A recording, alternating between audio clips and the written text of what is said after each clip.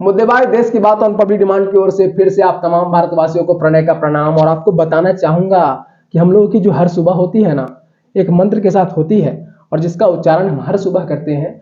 सर्वे भवन्तु सुखिनः, सर्वे सन्तु निरामया, सर्वे भद्राणि पश्यन्तु, मां कश्चित् दुःख भाग् भवेत्। इस मंत्र के साथ, इस मंत्रोच्चारण के साथ हम ये कामना करते हैं कि हमारे आसपास, हमारे पड़ोसी, हमारे भारत के लोग, सभी लोग निरोग और स्वस्थ रहें। लेकिन असल जिंदगी में अगर बात करें तो क्या ऐसा होता है? शायद बिल्कुल नहीं, क्योंकि उन तमाम अस्पतालों में अगर झांक कर देखें तो हर दिन कई मरीज अंतिम सांसें गिनते नजर आते हैं। उनमें से कई मरीज ऐसे होते हैं जो कि खून की कमी से अपनी सांसें आखिरी ओर गिनते नजर आते हैं और उनके परिजन ब्लड बैंक के बाहर खड़े होकर किसी न किसी को फोन कॉल करते हैं।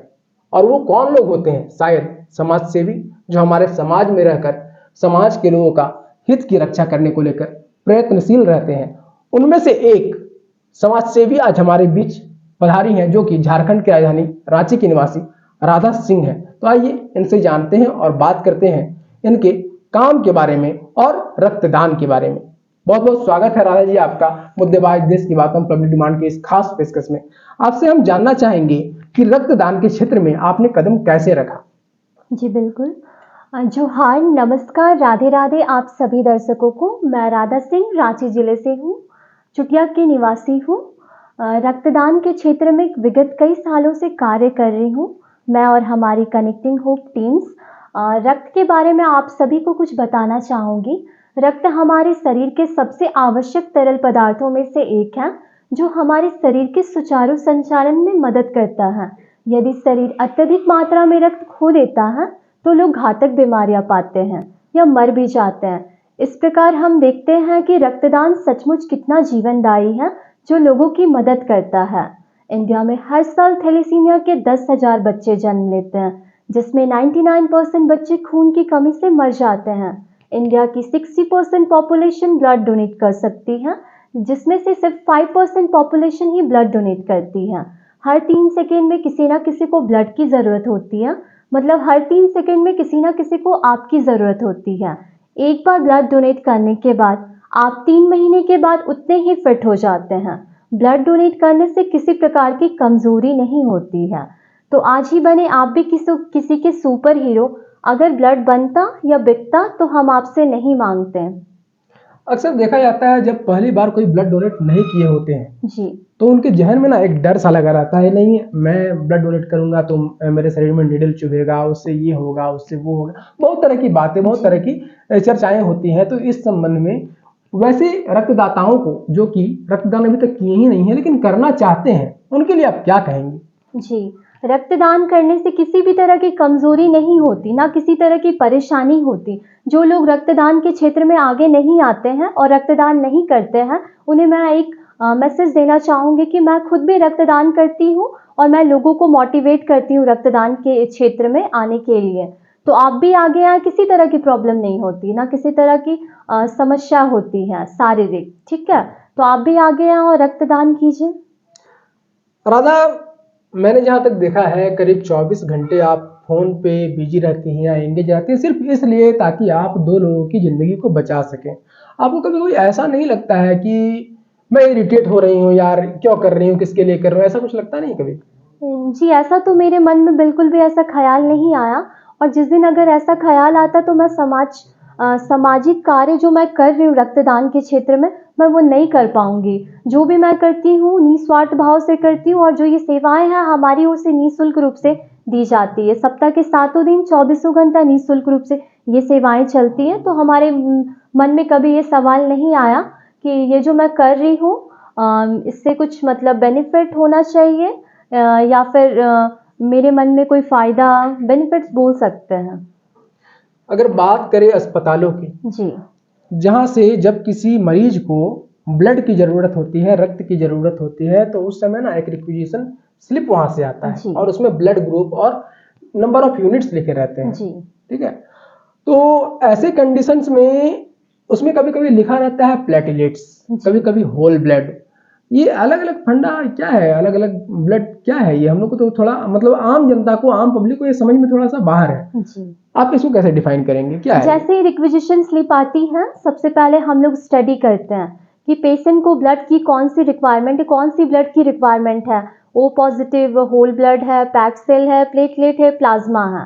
तो अगर होल ब्लड का डिमांड होता है तो होल ब्लड अवेलेबल कराया जाता है, प्लेटलेट का डिमांड होता है तो जो भी रिक्वायरमेंट होता है वो अवेलेबल कराया जाता है। पेशेंट को काउंसलिंग भी की जाती है डोनेशन के लिए। अगर परिवार में कोई अन्य सदस्य हैं डोनेट करने के लिए तो वो बिल्कुल कर सकते हैं, उनको काउंसलिंग की जाती है, उनको मोटिवेट किया जाता है। और जिनके फैमिली में डोनर नहीं है और उन किसी पेशेंट के पास, अगर एक पेशेंट के पास 5 यूनिट की रिक्वायरमेंट आ रही है और उनके पास तो 5 डोनर नहीं होंगे अगर एक फैमिली में, तो उन जैसे लोगों के लिए हमारे पास जो सेवाएं होती हैं 24 घंटा दी जाती कभी कभी हैं। हम लोग देखते हैं ना ऐसा कि मतलब किसी मरीज को कोई तकलीफ है, उसके परिजन है, सो आपको कॉल कर रहे हैं, लेकिन उनके घर के लोग ऑलरेडी ब्लड डोनेट कर सकते हैं लेकिन करते नहीं, उनके लिए क्या कहेंगे आप? उनके लिए मैं ये कहना चाहती हूँ कि प्लीज़ वो आ गए हैं जो ऐसे सामाजिक कार्य कर रहे हैं और संस्थाएं चल रही हैं या फिर जो भी हेल्पिंग ग्रुप्स चल रही हैं, उन उन लोगों के लिए है जिनके पास डोनर नहीं होते, या फिर उनके पास डोनर नहीं होते तो उन लोगों के लिए है ये सेवाएं।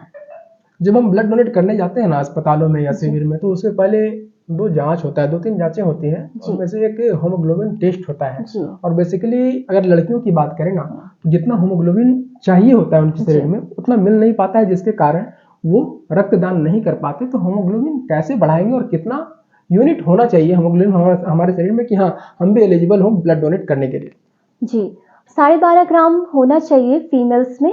और अगर लड़कियों का एक केस है कि आयरन डेफिशिएंसी या फिर हीमोग्लोबिन की कमी हो रही है, तो उसके लिए प्रॉपर डाइट लेना है।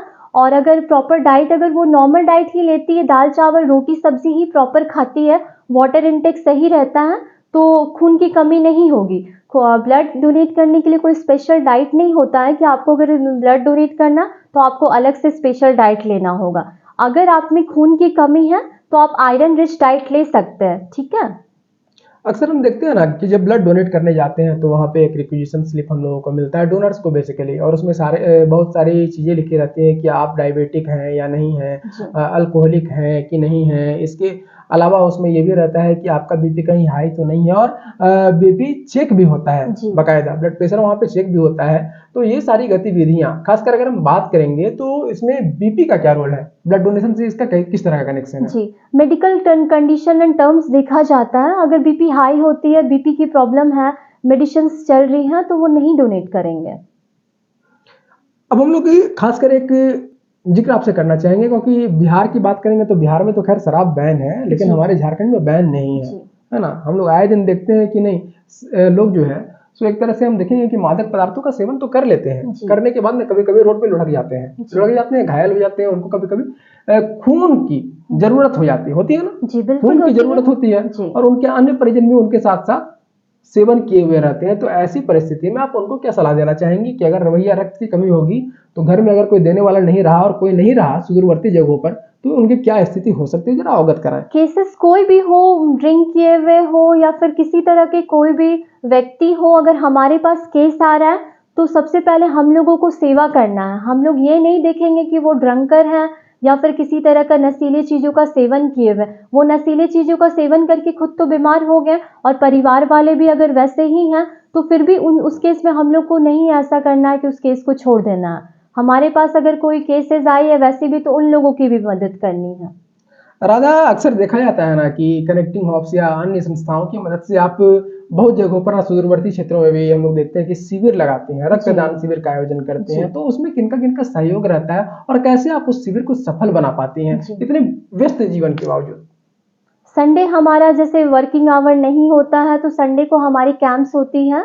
रांची क्षेत्र में ही हमारी कैंप्स होती हैं। कनेक्टिंग होप और अनुदान धुर्वा मिलके कैंप करती है। रिम्स के लिए ये कैंप होता है हमारा। इसमें कौन कौन लोग आपका अभी तक सहयोग कर चुके हैं, कौन कौन सी संस्थाएं आगे आई हैं आपके लिए? रिम्स के लिए कनेक्टिंग होप और अन्नदान ध्रुवा जो है यही दोनों मिलके काम करती है। और ऐसे रांची की बहुत सारी संस्थाएं जो कितनी बार ऐसा हुआ है कि मिलके काम की हैं। चलिए, बहुत टाइम में ना ऐसा भी देखा जाता है कि ब्लैक मार्केटिंग ऑफ ब्लड, जी, खासकर झारखंड की या रांची की बात करें, रांची की अन्य जगहों की भी बात करें तो ब्लैक मार्केटिंग ऑफ ब्लड ऐसा देखा गया है। जी, आपको जी। क्या लगता है? तो बुरे कर्मों का फल बुरा ही होता है। अगर कोई गलत तरीके से कार्य कर रहे हैं तो परिणाम एक ना एक दिन गलत होगा। ये निस्वार्थ भाव से सेवा की जाती है और अगर गलत तरीके से लोग कर रहे हैं तो उनका परिणाम एक दिन जरूर गलत होगा। कई अस्पताल ऐसे हैं जहाँ पे मान लीजिए जिस ब्लड ग्रुप जो ब्लड ब्लड ग्रुप चाहिए होता है, अगर वो ब्लड ग्रुप वहाँ पे अवेलेबल नहीं होता है तो वैसी परिस्थिति में डोनर्स को बुलाया जाता है ना, और डोनर्स की सहायता ली जाती है। जी, इसके अलावा कई बार ऐसा देखा गया है कि अस्पतालों में सेम ब्लड ग्रुप अवेलेबल है, उसके बावजूद भी एक डोनर मांगा जाता है और उसके बदले में जो ब्लड दिया जाता है उसके लिए पैसे लिए जाते हैं। प्राइवेट हॉस्पिटल में ऐसा है कि प्रोसेसिंग चार्ज लगती है। जो डिस्ट्रिक्ट हॉस्पिटल है एंड मेडिकल कॉलेज है हमारे रांची में, वहाँ पे किसी तरह का कोई भी शुल्क नहीं लिया जाता। ब्लड निःशुल्क रूप से दी जाती है, वहाँ पे कोई किसी भी तरह का अमाउंट नहीं लगता है। स्वास्थ्य सेवा के क्षेत्र में आप एक बेहतर कार्य कर रहे हैं। जी, इसे लेकर अभी तक आपने क्या कुछ उपलब्धियां हासिल की हैं? उपलब्धियां तो बहुत मिली हैं, ऐसा नहीं है। स्टेट लेवल पे भी मिला है, नेशनल लेवल पे भी मिला है, इंटरनेशनल लेवल पे भी मिला है।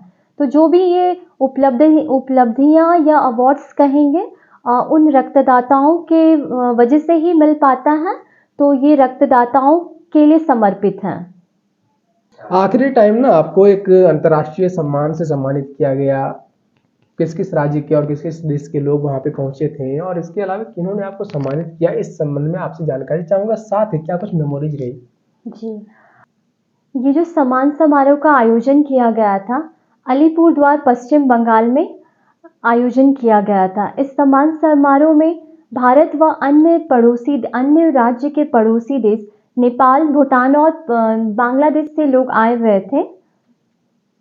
इस सम्मान समारोह के मुख्य अतिथि हेम सिंह शेखावत जी सर थे। उनके हाथों से ही यह सम्मान प्राप्त हुआ है।